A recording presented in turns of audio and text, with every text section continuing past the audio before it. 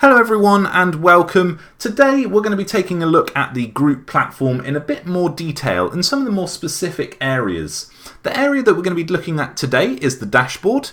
As you can see here, I'm already at the dashboard section. Here I can actually personalize the banner and also the logo to my organization by clicking on the pencil icon.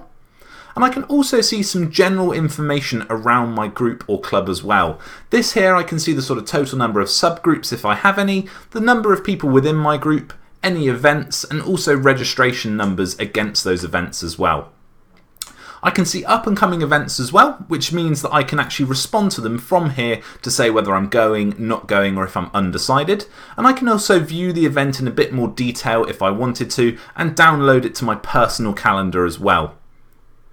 I can also see any latest notifications that might be sent my way which I need to respond to. Here I can mark them as read and actually click onto them and go to that specific section of the platform that I need to actually maybe interact with the user or respond to their queries or questions. And I can do that down here, and I can also remove them just by clicking on the X as well.